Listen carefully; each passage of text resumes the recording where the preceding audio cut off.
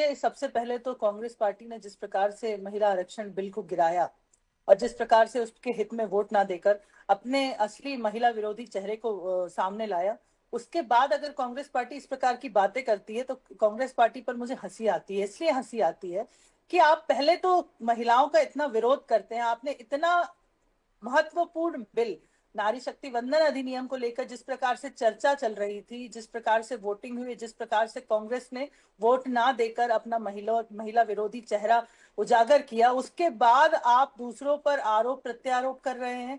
आप अपने आप को देखिए कि आपने कितना बड़ा पाप किया है। नारी शक्ति को अगर 33% का आरक्षण मिल जाता तो आज हम आप इस प्रकार की बातें करते तो हम उसे स्वीकार भी कर पाते। लेकिन जब आप लोगों ने इस प्रकार से महिलाओं का विरोध खुलेआम सदन में किया है, और उसका तो बिल्कुल प्रूफ है सामने कि आप महिलाओं के विरोध में हैं। जब हम बार बार माननीय प्रधानमंत्री मोदी जी बार बार आह्वान आपसे कर रहे थे कि अपने राजनीतिक हितों को भूल जाइए और इस बिल के समर्थन में वोट करिए, बार बार हर पार्टी से उन्होंने आह्वान किया, हर नेता से आह्वान किया कि अपने घर की बहन बेटियों को याद करिए, अपनी माता जी को याद करिए और उसके बाद अपने दिल पे हाथ रखकर वोट डालिए। उसके बावजूद कांग्रेस पार्टी ने, डीएमके ने, टीएमसी ने, सब ने इसके अगेंस्ट में तो वोट वंदना किया। जी, और ये अपील करने से पहले सबको विश्वास में लेते, बिल लाते, या विक्टिम कार्ड खेल रहे हैं? आपको पता था कि ये बिल गिर जाएगा, समर्थन नहीं होगा, क्योंकि परिसीमन का आपने एक बीच में क्लॉज ले आए कि इसकी वजह से ये हो सकता है। वो तो कह रहे थे कि मौजूदा सीटों में दे दीजिए आप संशोधन करके। देखिए ब्रजेश जी, ये नारी शक्ति वंदन अधिनियम को लेकर जो कांग्रेस पार्टी का जो मूल चरित्र था, ये शुरू से ही उजागर था। अगर ये चाहते तो 70 सालों तक जब ये सत्ता में थे तब ये क्यों नहीं लेकर आए इस बिल को? और अगर नहीं लेकर आए हैं, इसका मतलब कि लाए तो इसका वो ये भी थे ना, मतलब, आप ही की तरह, पास नहीं हुआ। देखिए देखिए इसका ये मतलब नहीं है कि बिल पहले पास नहीं हुआ तो अब नहीं हो सकता। अगर सर्वसम्मति से ये बिल पास हो जाता बिल और तो पास महिलाओं हो को, गया ना 2023 में ही।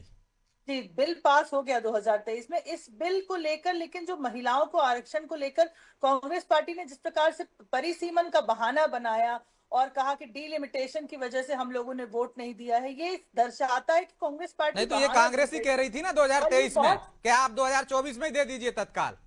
तब आप राजी नहीं थे, अब वो राजी नहीं है। तो परिसीमन का तो आपने भी क्लॉज अभी डाला है ना, पहले आपने अनिवार्य कर दिया था परिसीमन के बाद अगर होगा, हमने जनगणना के परिसीमन, बाद होगा। रितेश जी, अगर हमने परिसीमन का क्लॉज डाला भी है तो कांग्रेस पार्टी को उसमें आपत्ति क्यों है भाई?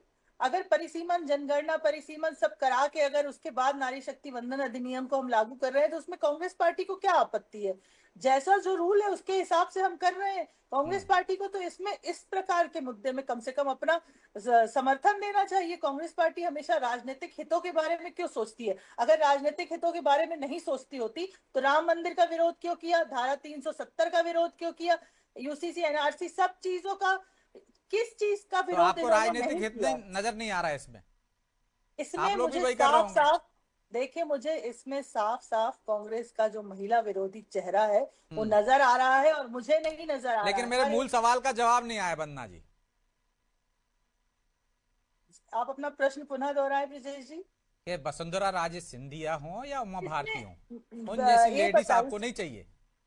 किसने रेखा कहा? गुप्ता जैसी आप चाहिए? ये बताइए ब्रजेश जी, वसुंधरा जी हमारी पार्टी से ही सीएम रही, उमा भारती दीदी हमारी पार्टी से सीएम रही। आज हमने अगर एक नए नई महिला को मौका दिया, रेखा गुप्ता जी को, और रेखा गुप्ता जी कोई नई नहीं है, वो हमारे लिए, संगठन के लिए सालों साल से कार्य करती आ रही हैं, और अगर उन्हें हमने मौका दिया है तो उसमें हमने क्या गलती किया? हम कांग्रेस पार्टी की तरह नहीं है कि जो परिवारवाद और तुष्टीकरण चलाते हो। हम ये मानते हैं कि जिसमें अगर योग्यता है तो उसको आगे बढ़ाएंगे। अगर रेखा गुप्ता ठीक। जी में योग्यता है तो हमने उन्हें आगे बढ़ाया, तो इसमें क्या गलत किया? और उमा भारती जी, अभी आपने देखा था पिछले चुनाव में भी हमारी स्टार प्रचारक थी, वसुंधरा राजे जी भी राजस्थान में स्टार प्रचारक थी। तो पार्टी समय समय पर निरंतर अपने कार्यकर्ताओं का जहां जैसा उपयोग करना है वो करती है। ठीक है। लेकिन कांग्रेस पार्टी को उसमें भी आपत्ति है।